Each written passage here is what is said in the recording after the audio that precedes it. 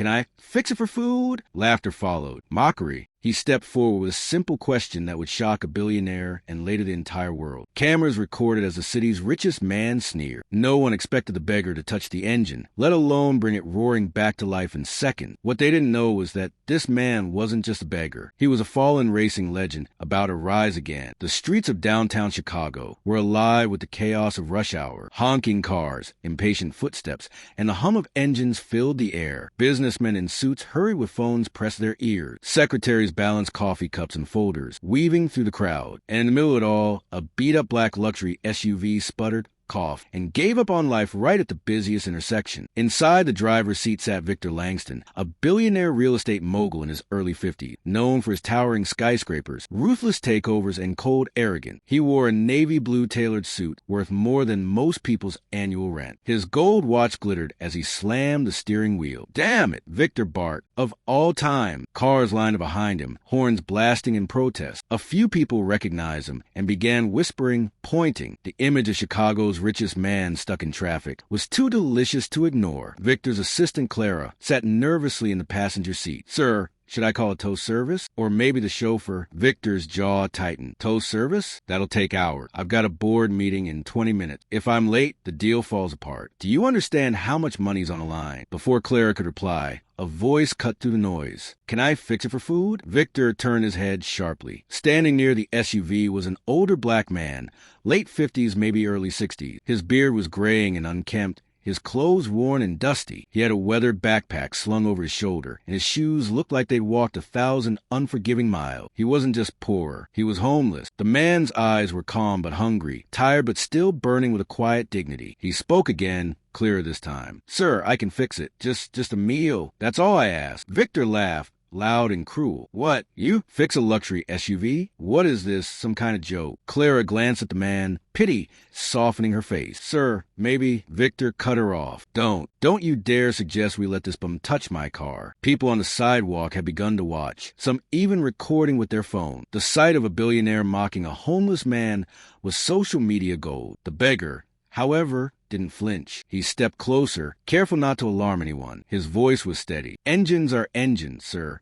I know my way around cars. Give me 5 minutes. If I can't fix it, I'll walk away. Victor sneered. Fix it? Look at you. You can't even fix your own life. Get away from my car. A few people in the crowd laughed cruelly. Someone muttered, yeah, tell him. Another added, probably just wants to steal something. The homeless man lowered his eyes, but didn't back down. I don't steal. I don't lie. I used to. He hesitated, almost choking on the word. I used to race. Cars. Engines, speed, timing. I know them better than most. Victor burst out laughing again, louder this time. You? A racer? What were you racing? Shopping carts down the grocery aisle. The crowd snickered. Phones kept filming. The humiliation was thick in the air. Clara's voice was barely above a whisper. Sir, the tow truck still won't be here in less than 40 minutes. Maybe. Victor scowled but finally sighed. He looked at the homeless man, then back at his stalled SUV. Fine, you got 5 minutes. If you scratch my car, I'll have the police on you so fast you'll regret ever walking near me. The man nodded humbly. Deal. He set his backpack down and pulled out a small beat-up toolkit.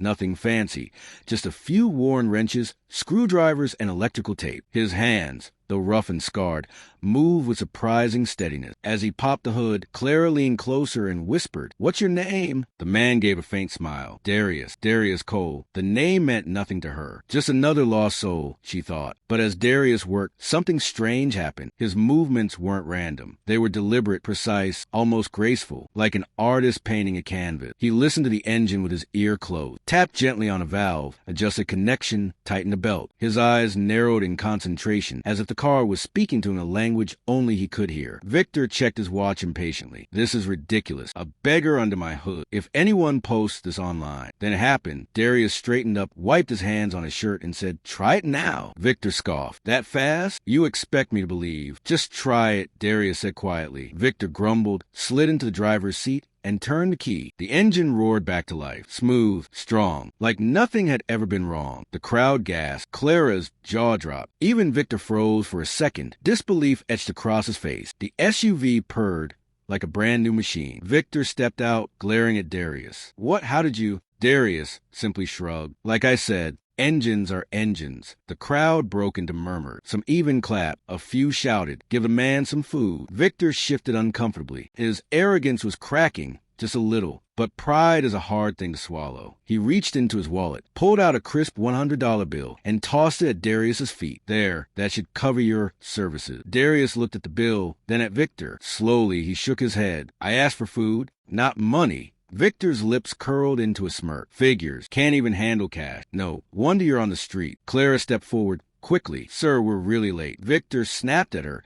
"Get in the car." Then he turned to Darius. "You got your audience. Old man, go back to your corner." He slid into the SUV, slammed the door, and drove off, the crowd parting around him. Darius bent down, picked up his battered toolkit, and slung his backpack over his shoulder. He ignored the $100 bill still lying on the pavement. His dignity meant more. As the crowd dispersed, a young boy who'd been watching approached timidly. "Mister, that was amazing. Are you really a racer?" For the first time that day, Darius's tired eyes softened into a genuine smile. "I was a long time ago." What Darius didn't know was that a camera phone had captured the entire scene. By the next morning, it would explode across social media. Homeless man fixes billionaire's car in minutes, asks only for food. And buried deep in that video, in the way Darius had moved, in the precision of his hands, some old fans somewhere would recognize him. He wasn't just any racer. He had once been a legend. Morning sunlight streamed into coffee shops, offices, and train stations across Chicago. People scrolled their phones half awake and stopped dead when they saw the trending video. Homeless man fixes billionaire's car in minute, asks only for food. The clip had been posted on TikTok, Instagram, Twitter, and everywhere in between. It showed the entire encounter. Billionaire Victor Langston mocking a homeless black man.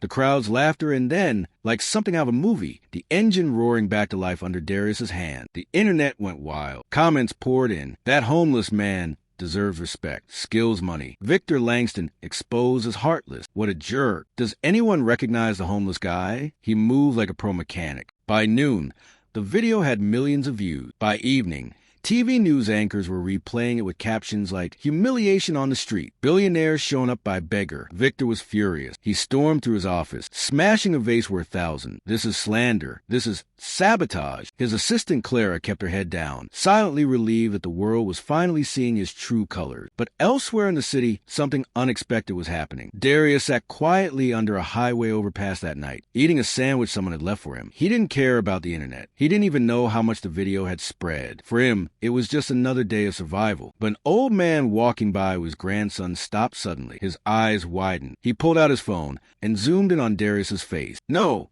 it can't be," he whispered. The grandson blinked. "Grandpa, you okay?" The old man's hands trembled. That's Darius Cole, the Midnight Comet. Flashback, 25 years ago. The roar of engine, the smell of burning rubber. Stadium lights flashing across a sea of fans. And on the track, blazing past competitors like a streak of lightning, was a young black man in his late 20s. His car number glowed on the screen. Number 77, Darius the Comet Cole. He wasn't just a racer. He was a phenomenon, known for his fearless turns, impossible comebacks, and calm focus under pressure. He dominated circuits across the country. People called him the legend who couldn't lose. But then he vanished. No one knew why. Rumors swirled. An accident, gambling debts, betrayal by sponsors. Over time, his name faded from headline, leaving only whispers among die-hard racing fans. And now there he was, on the street, homeless, forgotten. The revelation spread fast. Racing forums lit up. Old highlight reels resurfaced. The Comet is alive, but he's homeless. News stations picked it up. Talk shows debated it. Some sympathized. Others mocked. But everyone wanted answers. By the third day, Darius Cole wasn't just the homeless mechanic anymore. He was a fallen racing legend. Meanwhile, Victor Langston's PR team scrambled to control the damage. But the harder they tried, the worse it got. Memes of him throwing money at Darius flooded Twitter. His stock prices wobbled. Protesters even showed up outside his office chanting, "Respect the Comet." Clara, his assistant, watched quietly. Something about Darius had touched her. She couldn't shake the dignity in his refusal of money. His simple request for food, that kind of pride in poverty, it haunted her. She made a decision. 3 days later, Darius was sitting by the same intersection when a sleek sedan pulled up. The window rolled down. Clara leaned out. "Mr. Cole?" Darius looked up, surprised. "Do I know you?" She smiled gently. "Not really, but the world knows you. They're talking about you everywhere. They call you the Comet." Darius's face clouded. That was a long time ago. Clara parked the car and stepped out. People want to hear your story, why you disappeared, why you're here now. You don't have to be invisible anymore. Darius shook his head. I didn't race for fame. I raced because I loved it. Fame took everything from me. Clara sat down on the curb beside him, not caring that her suit would get dirty. Then maybe it's time you take something back. Not for fame, for yourself. For the first time in years, Darius felt a flicker of something he thought was gone. Hope. That weekend, Clara arranged for Darius to appear on a local sports show. The host introduced him with reverence, showing old clips of his races. The audience gasped as they realized the homeless man before them had once been a superstar. The host leaned forward. Mr. Cole, the question on everyone's mind is, what happened? Darius sighed, his eyes heavy with memory. I loved racing, but behind the tracks, there were politics, deals, corruption. My sponsor pushed me to throw a race once. I refused. They blacklisted me. Overnight, contracts vanished. Friends stopped calling. The money dried up. I lost everything. The audience sat in stunned silence. I tried to fight it, Darius continued. But you can't fight billionaires with empty pockets. My wife, she couldn't handle it. She left. And then the drinking, the wrong choices, the street. His voice broke. I let it all consume me. But the cars, the engines, they never left me. They're all I have left. The host placed a hand on his arm. Mr. Cole, you're not invisible anymore. The clip went viral instantly. Fans rallied. A GoFundMe was launched to help Darius get back on his feet. Within 48 hours, it raised over $500,000. Former racers reached out, offering mentorship and opportunity. And then came the twist. A prestigious charity racing event, Legends of the Track, announced they wanted Darius Cole to appear as a guest of honor. Some even pushed for him to drive again, just one more time. The internet exploded. Bring back the Comet. One last race. Victor Langston watched it all unravel from his penthouse. His humiliation was complete. The man he mocked had become a hero. His own reputation in ruin. But fate wasn't done with him, because when the Legends of the Track event came, Victor's company happened to be a sponsor. That meant he had to stand in the same arena as the man he tried to crush. The stadium lights burned bright. Crowds cheered. Banners waved. And there he was, Darius Cole, cleaned up, wearing a fresh racing jacket gifted by a fan. He looked older, scarred by life, but his eyes held that same fire. When he stepped onto the track, the audience roared. Cole, Cole, Cole. Victor sat in the VIP box, seething. The announcer boomed. And now, for a special exhibition lap,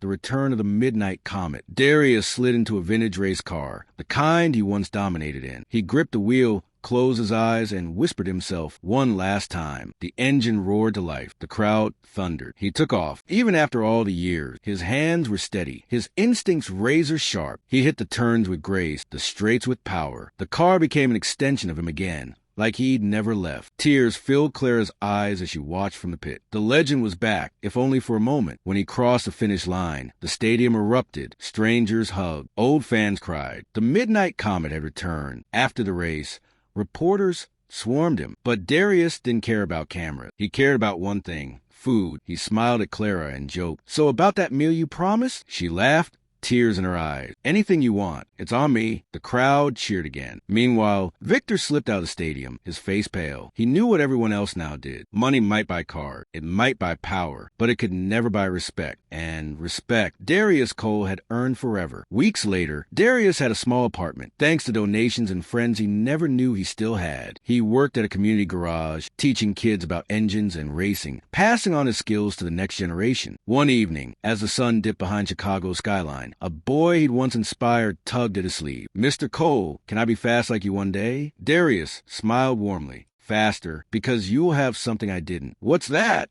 the boy asked. "A second chance." And with that, the Midnight Comet lived on, not in fame or trophy, but in every young dreamer who believed in rising after fall. If you like and want more videos like this, subscribe to support the Black talent.